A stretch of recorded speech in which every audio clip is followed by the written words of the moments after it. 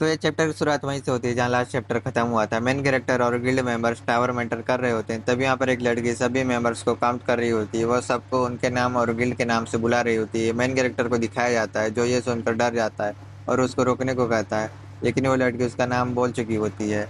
उसके गिल्ड का नाम स्वीट पिंक एंजल होता है। ये सुनकर वहाँ पर सभी लोग हंस रहे होते हैं। फिर सीन पास्ट का दिखाया जाता है, जहाँ मेन कैरेक्टर डॉक्टर के गिल्ड में जाने के लिए आया हुआ होता है। फिर सिंसियों का दिखाया जाता है, जहाँ पर डॉक्टर भी होती है। वो दोनों हंस रहे होते हैं। डॉक्टर कहती है, क्या गिल्ड का नाम नंबर 302 के लिए अनसुटेबल नहीं है? और सियोंग कहता है, इसलिए मैं कल से उसका कॉल इग्नोर कर रहा हूँ। और सीन वापस प्रेजेंट में आ जाता है, जहाँ वो यंग मास्टर मेन कैरेक्टर का और भी मजाक बना रहा होता है। वो लड़की कहती है, आर्क गिल्ड किसी भी हालत में आपकी डेथ के लिए जिम्मेदार नहीं होगा। फिर सब लोग टावर में एंटर कर देते हैं, जहां वो लड़की पहले एंटर कर देती है और अपने पीछे आने को सबको कहती है। और मेन कैरेक्टर को कहती है, हंटर बेफा मत, अपनी एनर्जी खर्च मत करो, बस मेरा पीछा करो। और फिर मेन कैरेक्टर को दिखाया जाता है, जिसका स्पीड उस लड़की के स्पीड से मैच कर रहा होता है। वो कहती है, ये कैसे हो गया है? फिर सिन टावर के अंदर का दिखाया जाता है, जहाँ पर फर्स्ट फ्लोर क्लियर हो चुका होता है और कुछ समय बाद फिफ्थ फ्लोर भी क्लियर हो जाता है। वो यंग मास्टर मेन कैरेक्टर को देख कर कहता है कि एक है फ्रैंक हंटर, ये सब कैसे कर सकता है? फिर सीन मेन कैरेक्टर का दिखाया जाता है, जो सारे अटैक को डॉज कर रहा होता है। सिस्टम उसका मदद कर रहा होता है और मॉन्स्टर पर अटैक कर देता है। सीन कुछ टाइम बाद का दिखाया जाता है, जहाँ 15 फ्लोर क्लियर हो चुका था और वो दोनों लड़की मेन कैरेक्टर से बात कर रहे थे, जिसे वो यंग मास्टर देख रहा था और गुस्सा हो रहा था। वो यंग मास्टर जल्दी से अगले फ्लोर पर चलने को कह रहा था। वो लड़की कहती है, हम सब थके हुए हैं, इसलिए अगले फ्लोर पर जाने से पहले थोड़ा रिग्रुप करते हैं। और दूसरी लड़की कहती है, क्या तुम्हें रिग्रुप करने का वक्त नहीं चाहिए? लेकिन तुम्हारा आर्मर तो डैमेज लग रहा है, लगता है काफ़ी ख़राब क्वालिटी का होगा। वो यंग मास्टर कहता है, क्या कह रही हो? ये आर्मर बॉस लेवल के मॉन्स्टर के कोर से बना है। वो लड़की कहती है, तो इसका मतलब ये है कि इस एफ रैंक के हंटर का स्ट्रेंथ एक बॉस लेवल के बराबर हो गया है। फिर से नेक्स्ट फ्लोर का दिखाया जाता है, जहाँ पर वो लड़की फाइट कर रही होती है और सभी मॉन्स्टर को इजीली मार रही होती है। और ऐसी टाइम बीत रहा होता है, सभी मेंबर्स मॉन्स्टर को मार रहे होते हैं और फ्लोर क्लियर कर रहे होते हैं। फिर से 49th फ्लोर क्लियर होने के बाद का दिखाया जाता है, जहाँ पर सभी मेंबर्स थके हुए होते हैं। वो यंग मास्टर उस लड़की को कहता है, तुम इतना क्यों थकी हुई हो? अभी ये बस 49th फ्लोर है। और उसकी खुद की हालत खराब होती है। वो मन में कहता है, कोई हमको अस्पताल पहुंचा दो भैया, बहुत दर्द हो रहा है भैया भैया। वो लड़की कहती है, जब तुम ऐसा दिख रहे हो तो तुम्हें ऐसा कहना इफेक्टिव नहीं होता, समझा यंग मास्टर? फिर मेन कैरेक्टर को दिखाया जाता है, वो बिल्कुल थका हुआ नहीं होता और वो उस लड़की को देख रहा होता है। वो कहती है, आमतौर पर ये बॉस रूम होता है, लेकिन यहाँ पर ये है तो शायद ये एक मिनी बॉस हो सकता है। वो मेन कैरेक्टर को कहती है, मुझे लगता है तुम्हें काफ़ी एक्सपीरियंस मिला है इस टावर में। मैं सोचती थी तुम पैसा देकर इस टावर में एंटर किए हो, लेकिन मैं गलत थी। मेन कैरेक्टर कहता है, तुम्हें मेरे बारे में क्या पता है? तभी वहाँ पर एक और लड़की आ जाती है, वो दोनों को रोक देती है और कहती है, अगर वहाँ पर एक मिनी बॉस होगा तो शायद उन मॉन्स्टर से अलग होगा जिसे हमने अब तक देखा है। ये किसी तरह की बात नहीं है, बल्कि एडवाइस है। मैंने पहले भी कहा था कि हंटर अपनी लाइफ के लिए खुद ही रिस्पॉन्सिबल होते हैं, लेकिन मैं नहीं चाहती कि मेरे मेंबर्स मारे जाएं। अगर कोई वापस जाना चाहता है तो जा सकता है, लेकिन मेन कैरेक्टर और ग्रुप मेंबर्स वापस नहीं जाते और कहते हैं कि कोई बात नहीं, हम तो चूतिए हैं। और सब नेक्स्ट फ्लोर में एंटर करते हैं। वो एक चेस की तरह होता है, तभी वहाँ पर एक स्टोन स्टेचू मूव करता है और एक मॉन्स्टर कहाँ दिखाया जाता है। वो कहता है, अब तुम्हारा टर्न है। और फिर बटलर यंग मास्टर को कहता है, आप अच्छा चेस खेलते हैं, ये अच्छा मौका है अपनी स्किल्स दिखाने का। यंग मास्टर कहता है, हमें सिर्फ इसके अगले मूव को समझना है और चेस पीस से पहले डिफेंस करना है। और एक जगह पर चला जाता है। बटलर कहता है, जैसा यंग मास्टर से उम्मीद थी। मेन कैरेक्टर कहता है, ये रॉन्ग मूव है। और उस यंग मास्टर के ऊपर चेस का पीस गिर रहा होता है, लेकिन बटलर उसको बचा लेता है, लेकिन खुद मारा जाता है। ये देखकर सारे टीम मेंबर्स डर जाते हैं। इसी के साथ ये चैप्टर यहीं पे ख़त्म होता है। आगे का चैप्टर भी और भी इंटरेस्टिंग होगा, तो आगे बने रहें। Thanks for watching. Hello guys, welcome to your channel. तो ये वीडियो की शुरुआत वहीं से होती है जहाँ लास्ट चैप्टर खत्म हुआ था।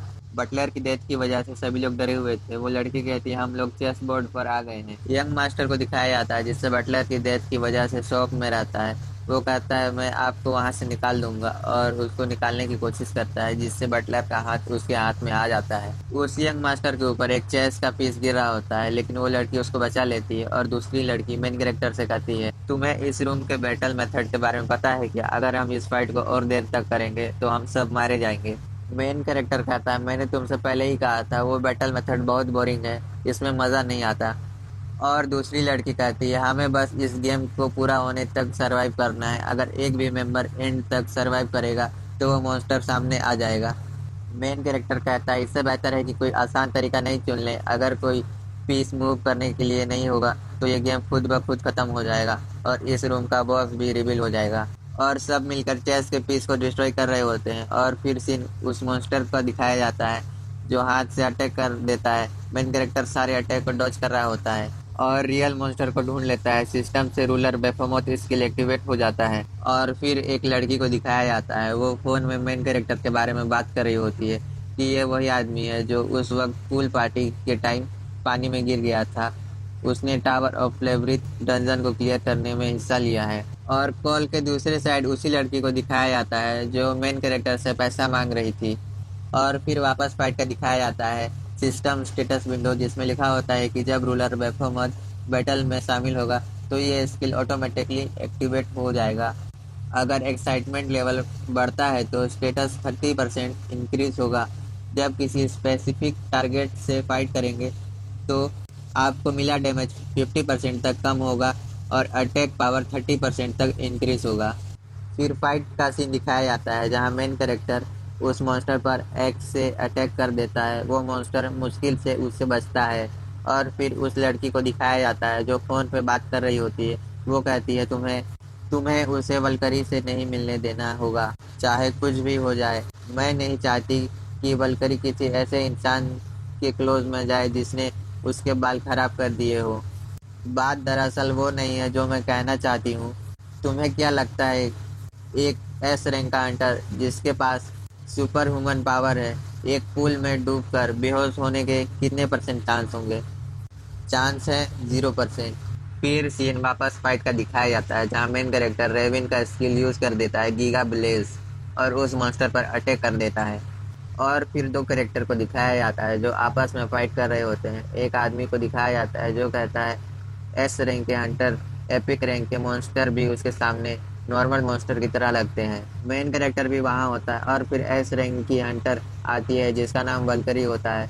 वो उन लोग से बात कर रही होती है। वो कहती है क्या तुम्हें ये अजीब नहीं लगता टावर क्लियर हो गया है लेकिन मैसेज अभी तक नहीं आया। फिर रियल मॉन्स्टर बॉस को दिखाया जाता है। वो कहता है गार्ड ड्यूक चियोन तुम्हें मेरे बदले क्यों मरना पड़ा? तुम क्यों नहीं हमें अकेला छोड़ देते? उस मॉन्स्टर को दिखाया जाता है। वो रो रहा था या फिर रो रही थी ये अभी नहीं पता। और वो मैजिक सर्कल से अटैक कर देता है। वल्करी सभी लोग को मैजिक सर्कल से दूर रहने को कह रही थी। मेन कैरेक्टर उस सर्कल के अंदर आ जाता है। वल्करी उसको बचाने जाती है लेकिन वो टेलीपोर्ट हो जाता है। फिर सीन उस लड़की का दिखाया जाता है जिसकी आँख खुलती है। वो एक अलग जगह पर होती है और बहुत खुश होती है और जंप कर रही होती है। उसके नीचे मेन कैरेक्टर आ जाता है और यंग मास्टर को दिखाया जाता है। वो भी वहाँ पर टेलीपोर्ट हो जाता है। वो लड़की उन दोनों से माफ़ी मांग रही होती है कि मेरी वजह से तुम दोनों मेरे साथ टेलीपोर्ट हो गए। मेन कैरेक्टर कहता है ये सब छोड़ो ये जगह असल में कहाँ है? वो लड़की कहती है ये टेम्पल ऑफ द लेब्रिथ है। तुम यहाँ सिर्फ तब टेलीपोर्ट कर सकते हो जब ट्रू बॉस खुद अपीयर होता है। मेन कैरेक्टर कहता है क्या इस जगह पर रेयर आइटम छुपा हुआ है? वो लड़की कहती है नहीं ये उससे भी ज़्यादा रेयर है। ये टेम्पल इसमें मॉन्स्टर के बारे में हर इन्फॉर्मेशन मिलेगा। ये बिल्डिंग की डिज़ाइन और स्ट्रक्चर को देखकर तुम समझ सकते हो कि उनका क्लाइमेट और कल्चर किस तरह था। उन्हें गॉड से डर लगता था और वो उनकी एग्जिस्टेंस के बारे में क्यूरियस थे बिल्कुल जैसे हम लोग हैं। मेन कैरेक्टर कहता है तुमने इस रेड में शामिल होने के लिए अपनी लाइफ रिस्क पर लगा दी सिर्फ इस वजह के लिए। वो लड़की को दिखाया जाता है जो अपनी फैंटेसी में खोई होती है। वो कहती है इस नॉलेज से मैं अपनी एक बुक बनाऊंगी और बेस्ट सेलर बन जाऊंगी। मेन कैरेक्टर उसको देख रहा होता है और कहता है तुम गलत फहमी में हो।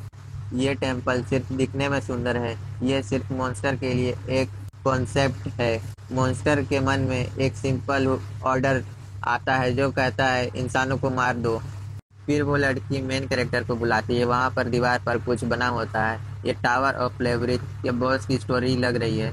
अगर हम इन्हें समझ लें और फिर स्टोरी को कंटिन्यू करती है।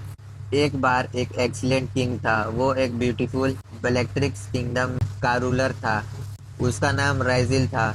उसकी खूबसूरती किसी भी वुमन से ज़्यादा थी और वो किसी भी में ज़्यादा पावरफुल स्पेल यूज़ कर सकता था।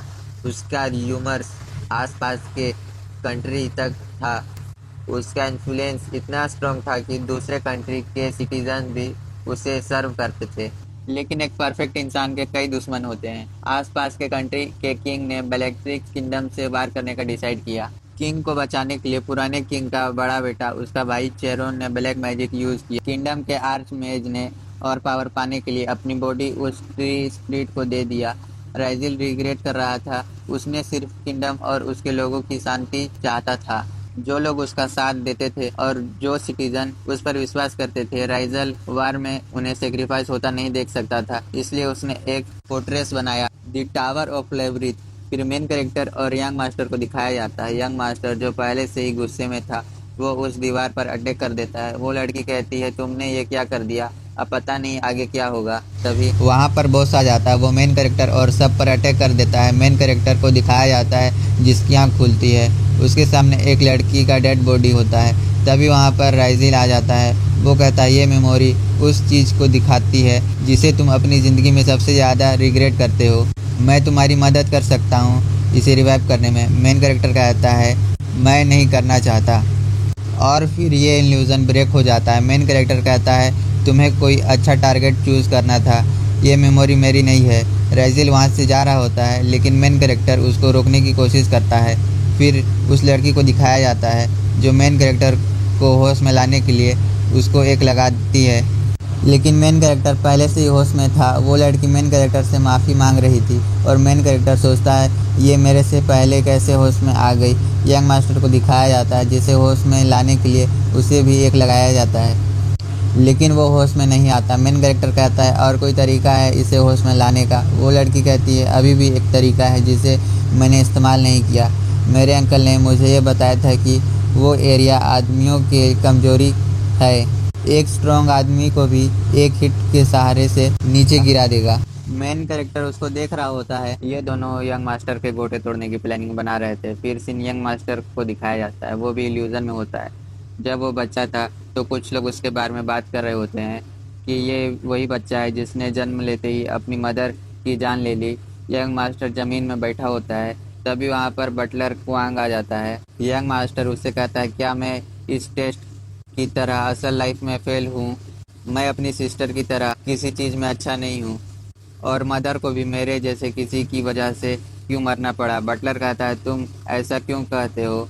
तुम ज़रूर कुछ ऐसा पाओगे जिसमें तुम अच्छे हो, बिल्कुल अपनी सिस्टर की तरह। फिर सीन उस टाइम का दिखाया जाता है जहाँ बटलर यंग मास्टर को बचाने के लिए अपनी जान दे देता है। यंग मास्टर कहता है पहले मदर, फिर बटलर क्वांग और फिर वो दोनों हंटर मेरी वजह से मारे जाएंगे। ये सब इसलिए हुआ क्योंकि मैं जन्म लिया। उसके पीछे राइजल होता है। वो कहता है तुम बिल्कुल मेरी तरह हो, मेरे सिटीजन को भी मेरी वजह से मारा गया, लेकिन मैं तुम्हारी मदद करूंगा। और फिर यंग मास्टर की बॉडी पर कब्जा कर लेता है। इसी के साथ ये वीडियो यहीं पर ख़त्म होता है।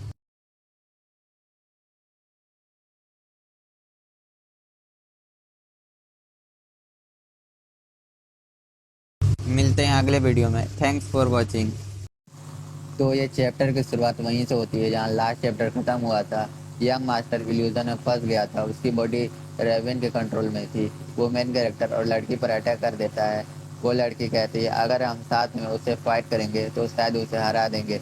मेन कैरेक्टर मॉन्स्टर के साथ साथ रेवन को भी ख़त्म करने को बोलता है। वो लड़की उसे ऐसा करने से रुक रही थी और कोई तरीका के बारे में मेन कैरेक्टर से पूछती है जिससे यंग मास्टर को वापस लाया जा सके। मेन कैरेक्टर कहता है मैंने पहले ही कहा था ये नॉर्मल तभी हो सकता है जब कोई सॉर्सरर रिवर्स मैजिक यूज़ करे या कोई उस बॉस के लेवल का हो या उससे ऊपर लेवल का, तब ऐसा हो सकता है। ये मॉन्स्टर उन दोनों पर अटैक कर रहा होता है। दोनों अटैक को डॉज करके बात कर रहे होते हैं। वो लड़की कहती है तो अब क्या करेंगे? क्या उसको मारने के अलावा कोई रास्ता नहीं है? अगर हम बॉस को हरा दें तो ये मैजिक ख़त्म नहीं हो जाएगा। मेन कैरेक्टर कहता है ये तभी होगा जब हम बॉस को हरा दें। और उस लड़की के पास जाकर कहता है तुम्हें मेरे लिए ये करना होगा। वो लड़की कहती है तुम मुझसे ये करने के लिए कह रहे हो, अगर तुम्हें कुछ हो गया तो? मेन कैरेक्टर कहता है तुमने कहा था कि तुम्हारा सपना एक आर्चोलॉजिस्ट बनकर अपना नाम हर जगह पर फैलाना था। अगर तुम यहाँ पर मारी जाओगी तो ये सब बर्बाद हो जाएगा।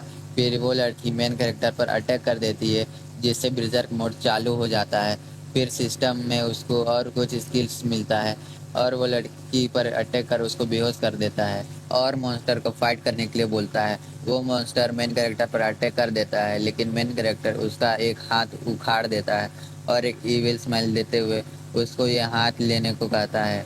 एक और मॉन्स्टर को दिखाया जाता है, वो कहता है क्या तुमने अपनी पावर वापस पा ली बेफोमोथ। मेन कैरेक्टर अपनी पुरानी पावर पाकर काफ़ी खुश होता है। वो कहता है हालांकि मैं इसका यूज़ केवल टावर में कर सकता हूँ, लेकिन इसका भी कूलडाउन है और मैं वो स्किल का यूज़ नहीं कर सकता जिसे मैंने इंसान बनकर सीखा था। ये सब कहते हुए मेन कैरेक्टर मॉन्स्टर पर चेन से अटैक कर देता है और उसको पकड़ लेता है। मेन कैरेक्टर उसके पास जाकर कहता है वैसे अब मैं इसे और भी क्लियर देख सकता हूँ। तुम किस तरह के स्पेल में हो, जब चीज़ें इस तरीके से हो रही हो तो इसे उस आदमी में छोड़ देना बेहतर होगा। और फिर उसको बाहर आने को कहता है। उस मॉन्स्टर को दिखाया जाता है, वो मन में कहता है मुझे लगता है कि आखिरकार मैं आज़ाद हो गया, लेकिन ऐसा नहीं हुआ। मेन कैरेक्टर कहता है काफ़ी समय हो गया तुमको देखे टावर ऑफ एबिस के बॉस। फिर सीन पास्ट का दिखाया जाता है जहाँ पर वो मॉन्स्टर बैठा हुआ होता है और मेन कैरेक्टर वहाँ पर आ जाता है। वो मॉन्स्टर से कहता है क्या तुम यहाँ के बॉस हो। मॉन्स्टर कहता है क्या तुम फर्स्ट फ्लोर के गेट कीपर बेफोमोथ नंबर 18 हो। और मन में कहता है एक गेट कीपर यहाँ तक कैसे पहुँच गया। मेन कैरेक्टर जो बैग लेके आया हुआ होता है उसमें से एक स्वॉर्ड मेन कैरेक्टर के पास आ जाती है और वो मॉन्स्टर को कहता है किस हाथ से मरना पसंद करोगे। फिर दोनों के बीच फाइट होने लगती है जिसे मेन कैरेक्टर जीत लेता है और वो मॉन्स्टर अपनी लाइफ के लिए भीख मांग रहा होता है। वो कहता है अगर तुम मुझको मारोगे तो ये टावर गिर जाएगा और तुम भी गायब हो जाओगे। और वो मॉन्स्टर मेन कैरेक्टर को टावर का बॉस बना देता है और उसके अंडर में काम करना शुरू कर देता है। और फिर सीन वापस प्रेजेंट में आ जाता है जहाँ मेन कैरेक्टर उसको स्पेल हटाने को कहता है। फिर सीन राइजिल का दिखाया जाता है। वो कहता है कि कोई इस किंगडम को टच नहीं कर सकता, मैं इसे फिर से बनाऊंगा। तभी वहाँ पर दीवार तोड़कर मेन कैरेक्टर आ जाता है और राइजिल पर अटैक कर देता है जिससे वो दूर गिर जाता है। मेन कैरेक्टर कहता है अब तुमसे बात करने के लिए काफ़ी देर हो गई है और अटैक कर देता है। फिर दोनों के बीच फाइट होने लगती है। मेन कैरेक्टर सारा अटैक डॉज कर रहा होता है, लेकिन राइजिल का अटैक उस पर लग जाता है, लेकिन मेन कैरेक्टर अपना शील्ड यूज़ कर बच जाता है और राइजिल पर अटैक कर देता है और उसके पीछे आकर उस पर फिस्ट से अटैक कर देता है। राइजिल अटैक डॉज कर रहा होता है, मेन कैरेक्टर फाइट को एंजॉय कर रहा होता है और राइजिल को एक सक्सेसफुली हिट कर देता है, जिस वजह से राइजिल का मास्क टूट जाता है और वो दूर गिर जाता है और कहता है क्या तुम मेरे साथ खेल रहे हो, और गुस्से से अटैक कर देता है। मेन कैरेक्टर कहता है क्या तुम अब सीरियसली फाइट करने वाले हो, तुम्हें यह पहले ही कर देना था, मैं डरने लगा था कि कहीं तुम वीक तो नहीं हो। और सिस्टम से एक वेपन मांग रहा था, लेकिन वहाँ पर वेपन नहीं आता। मेन कैरेक्टर उधर देख रहा होता है, तभी उस पर अटैक हो जाता है। राइजिल ने एक ड्रैगन को समन किया था और उससे अटैक कर देता है। मेन कैरेक्टर अटैक डॉज कर लेता है, लेकिन उसके पीछे राइजिल आ जाता है और अटैक कर देता है। मेन कैरेक्टर दोनों के अटैक के बीच होता है और अपने डिफेंस के लिए चेन से अटैक कर देता है, जिससे उसका वेपन डिस्ट्रॉय हो जाता है। सिस्टम उसको अपने स्ट्रेंथ से फाइट करने को कहता है। राइजिल कहता है क्या पावर केवल मज़े करने के लिए इस्तेमाल होती है, पावर मेरे लिए कोई मजाक नहीं है, पावर केवल सिर्फ अपने लिए फ़ायदा उठाना नहीं है।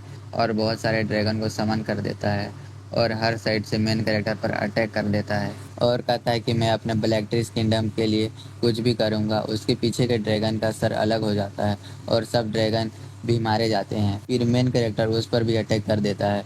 वो कहता है कि मुझे एक ही आदमी ने कई बार मारा, मुझे टुकड़ों में काट दिया बिना कोई निशान छोड़े, हालांकि मैं बार बार रिलाइव होता रहा हूँ, लेकिन क्या तुम जानते हो उसके बाद मैंने क्या किया, मैंने उसको टुकड़ों में काट कर मार डाला जैसे वो कभी था ही नहीं। राइजल उसको हैरान होकर देख रहा था, वो कुछ समझ पाता उसके पहले मेन कैरेक्टर का हाथ उसकी बॉडी के आर पार होता है। राइजल कहता है तुम कौन हो। मेन कैरेक्टर अपना नाम बताता है कि मैं बेफोमोथ हूँ। इसी के साथ ये चैप्टर यहीं पर ख़त्म हो जाता है। Thanks for watching.